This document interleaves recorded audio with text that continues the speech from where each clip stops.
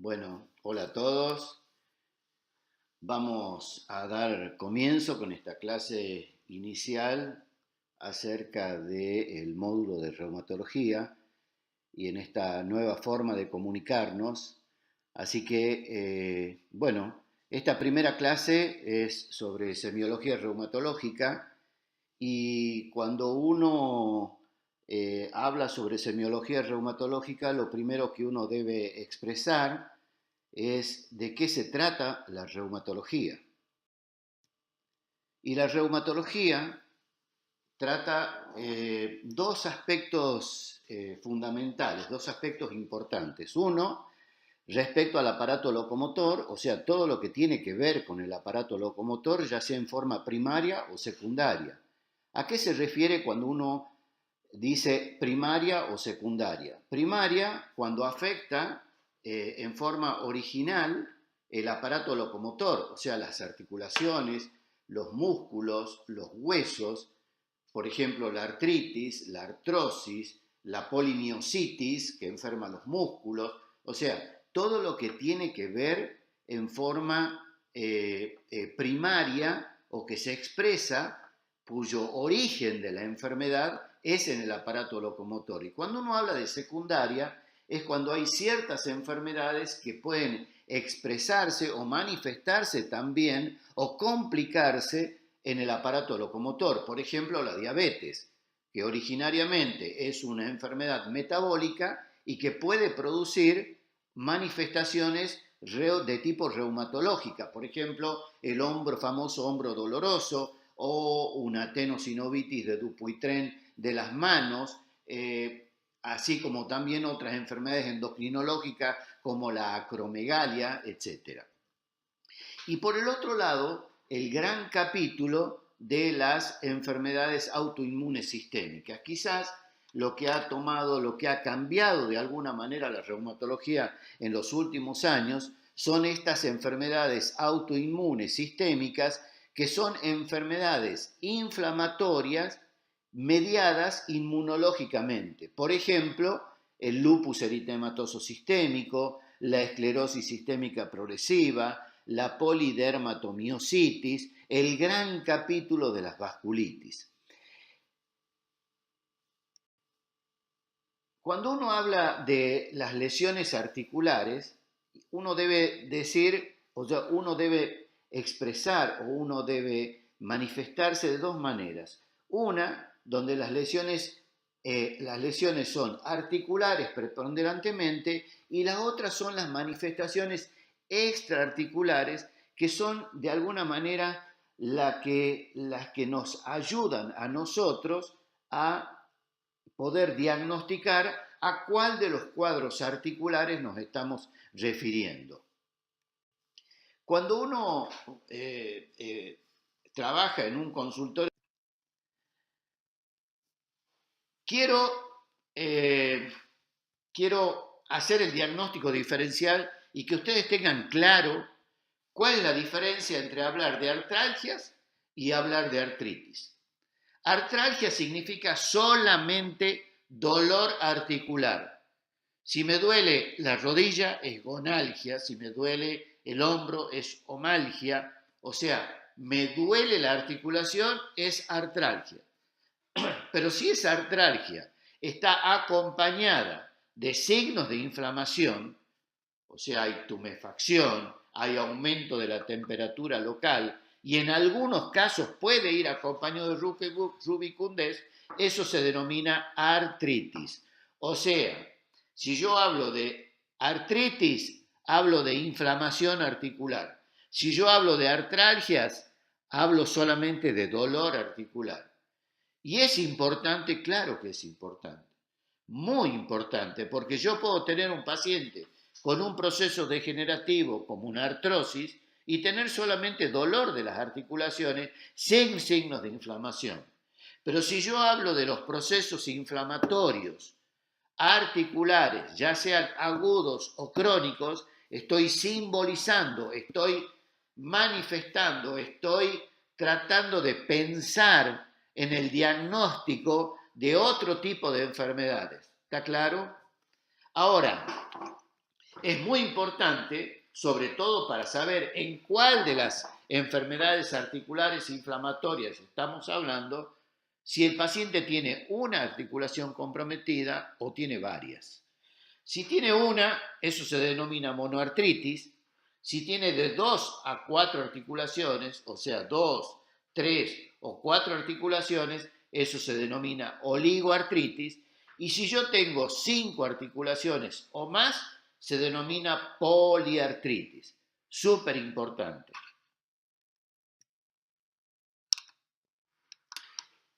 Con respecto a la monoartritis, yo tengo que saber si la monoartritis lleva muy poco tiempo de evolución, o sea, es aguda, lleva 24, 48, 72 horas, o es crónica, donde lleva semanas o meses de evolución. O sea, yo tengo una articulación comprometida.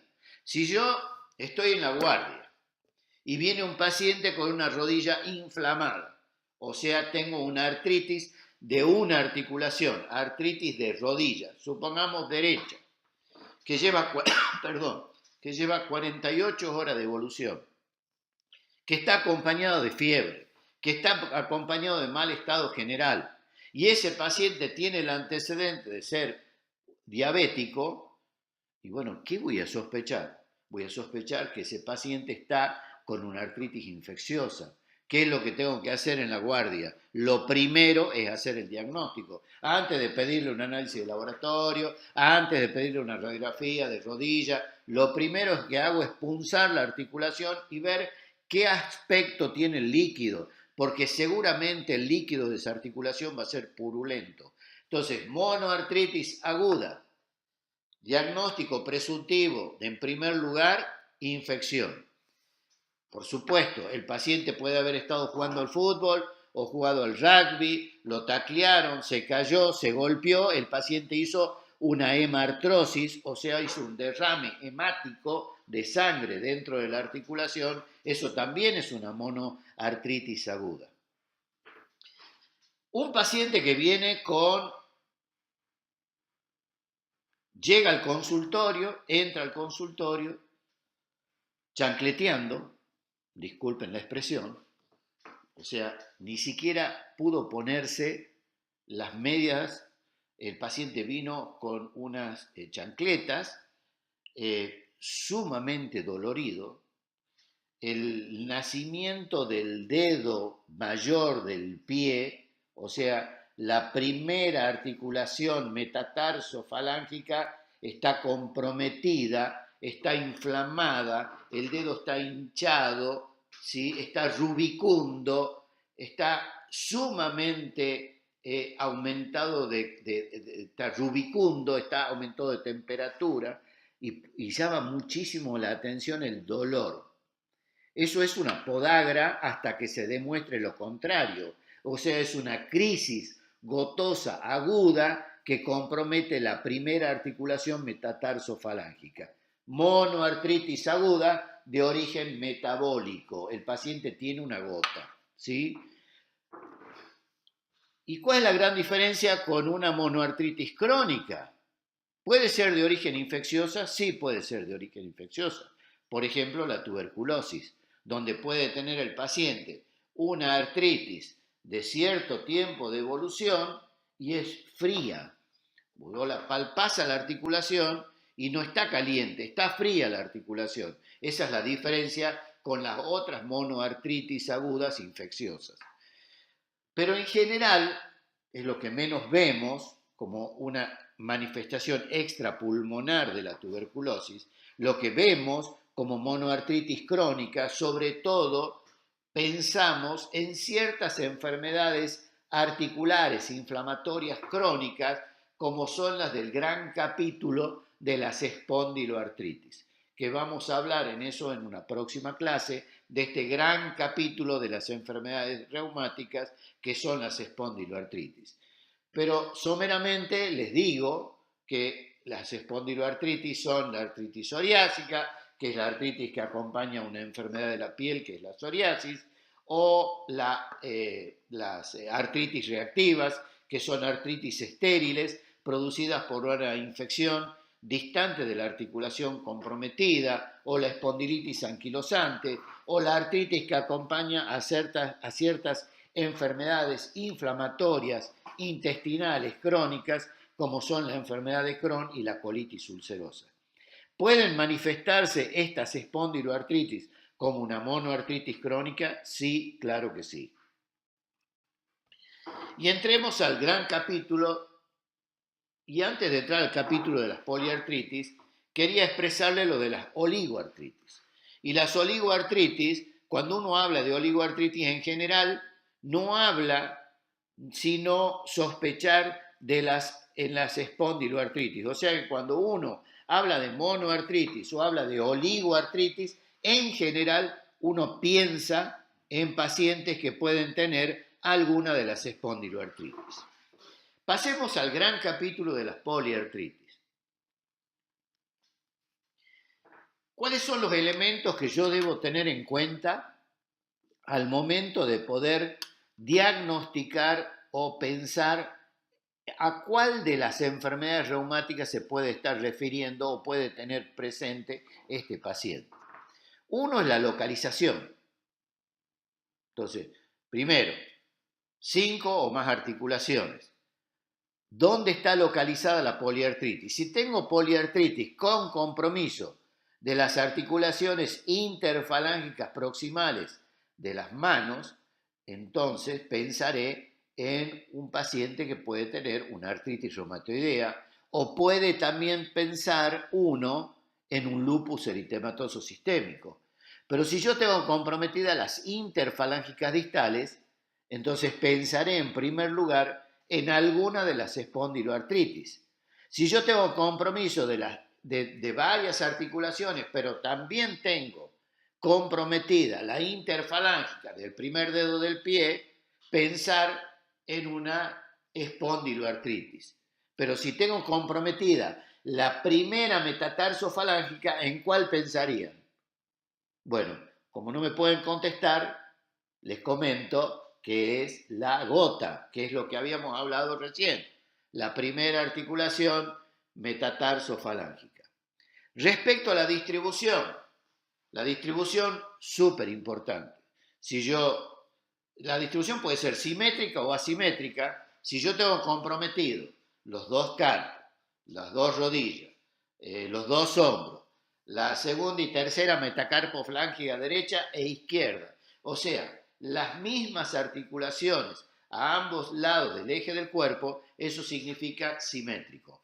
Si yo tengo comprometido el carpo derecho, la segunda metacarpofalángica izquierda y el tobillo derecho, eso significa que tengo un compromiso asimétrico. Ejemplo de poliartritis simétrica, la artritis reumatoidea.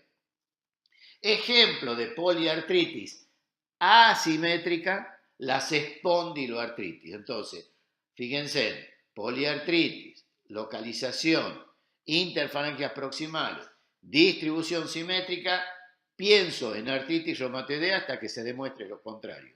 Si yo tengo poliartritis con compromiso de las interfalángias distales y distribución asimétrica, pensaría en alguna de las espondiloartritis hasta que se demuestre lo contrario. Muy importante respecto a la evolución. A ver, si yo tengo una evolución donde tengo una artritis de una artritis de rodilla derecha.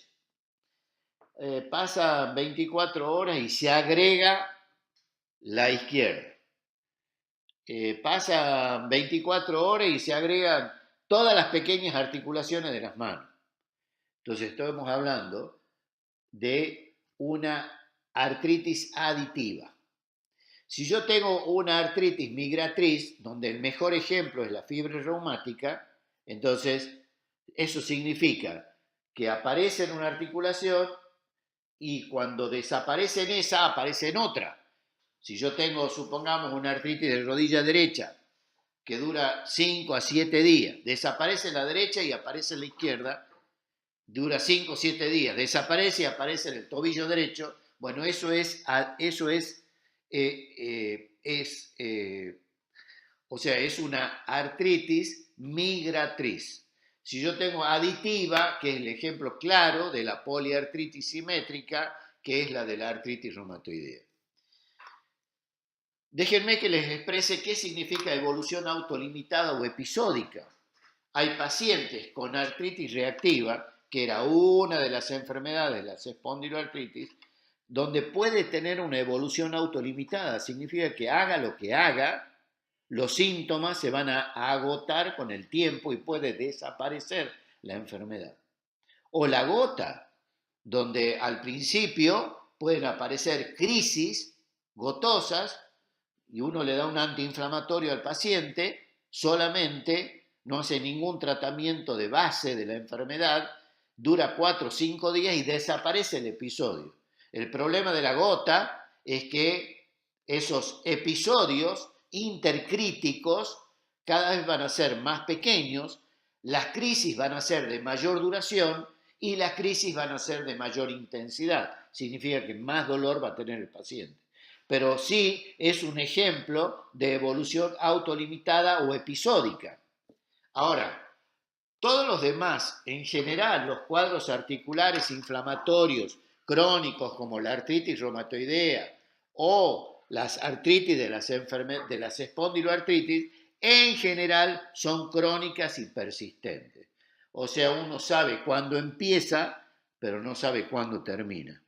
Por eso también tiene que ver mucho con los tratamientos, porque por ahí uno le da un tratamiento a un paciente, el paciente mejora, ¿sí?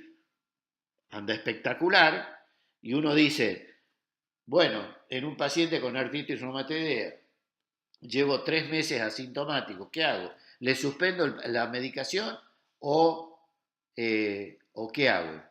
Y bueno, es un tema de discusión, porque muchos dicen, ¿para qué le voy a seguir dando la medicación si el paciente ya está bien? Y la otra es, ¿por qué le voy a suspender la medicación si el paciente anda bien? Yo soy partidario de la segunda postura, porque no hay paciente, o en general, más del 95% de los pacientes no se curan, no son enfermedades curables, son enfermedades controlables. Le mejoramos la calidad de vida a nuestros pacientes y seguramente con el advenimiento de los agentes biológicos, que después los van a ver, que es toda una terapéutica nueva, que ya tampoco no es tan nueva porque la venimos usando hace más de 15 años, le ha cambiado la cara, le ha cambiado el pronóstico a las enfermedades reumáticas. Muy bien. Algunas figuras que me parecen muy representativas sobre en general sobre las enfermedades reumáticas. Este paciente tiene compromiso de las metacarpofalángicas, compromiso de los dos carpos, tiene una desviación cubital de ambas manos. Esto está hablando primero de un proceso crónico, porque a nadie se le va a deformar las manos porque se golpeó ayer o porque se le inflamó la articulación ayer o hace un mes o hace 2 meses. Esto lleva años de evolución. Entonces, uno ve compromiso de muchas articulaciones con una poliartritis, simétrica porque está comprometido a ambos lados, ¿sí? A ambos carpos, a ambos metacarpofalángica, el mismo tipo de desviación cubital. Esto es una artritis reumatoidea, es una poliartritis simétrica de pequeñas articulaciones de ambas manos. Y esto es totalmente distinto. ¿Se acuerdan cuando yo les mencioné sobre la tumefacción? Fíjense este aumento, esta tumefacción de estas articulaciones interfalángicas distales. También tiene algunas proximales, pero si uno palpa estas articulaciones, la palpación es dura, no es una palpación blanda, no es renitente como lo es en las artritis. Esto es una artrosis. Esto es una artrosis de las articulaciones interfalángicas distales y también de las articulaciones interfalángicas proximales. Las proximales se llaman nódulos de Bouchard y las distales se llaman nódulos de Heberden. O sea, ejemplo de artrosis de manos. Y esto es Una artritis reactiva, ya lo vamos a ver con detenimiento en la clase de espondiloartritis, pero fíjense que tiene compromiso de piel y tiene compromiso balanoprepucial. Esto se llama balanitis circidada y esto se llama queratodermia blenorrágica. Este es otro paciente que es una artritis reactiva también, pero que tranquilamente podría ser una espondilitis anquilosante. Y fíjense, el ojo izquierdo, ¿sí?, tiene un ojo rojo y seguramente es doloroso. Y este paciente tiene una uveitis anterior aguda, típico de las espondiloartritis. Este es un paciente con una vasculitis, es lo que se denomina síndrome de Henoch, típico, con esas lesiones petequiales en miembros superiores y en miembros inferiores. Esta paciente es una paciente con una vasculitis, con una granulomatosis de Wegener. Fíjense, bueno, lo típico de estos pacientes es la sinusitis y también la destrucción del tabique nasal, aunque en esta paciente lo grosero fue la destrucción de no solamente el tabique nasal, sino también con compromiso prácticamente facial del paladar. La verdad que fue impresionante ver esta paciente con una granulomatosis de Wegener. Esta es otra paciente con una esclerosis sistémica progresiva. Fíjense, esclerodermia difusa proximal y esclerodactilia. O sea, tiene compromiso a partir de las metacarpofalángicas en forma distal, pero también tiene compromiso de las metacarpofalángicas en sentido proximal. Cuando uno habla de las metacarpofalangias en sentido proximal, es lo que se llama esclerodermia difusa proximal, que es el criterio mayor para poder diagnosticar esclerosis sistémica progresiva. La esclerodactilia puede ser, por supuesto, patrimonio de la esclerosis sistémica progresiva, pero también otras enfermedades articulares inflamatorias crónicas, como la artritis reumatoidea, puede tener el paciente esclerodactilia. Y por último, esta paciente también con una esclerosis sistémica progresiva, fíjense, con compromiso facial, con desaparición de las arrugas, ¿sí?, y con disminución de la apertura bucal. Bueno, este es el último slide, el último diapositivo. Espero que les haya sido útil la clase y bueno, nos veremos en la próxima clase. Muchas gracias por escucharme, por prestar atención.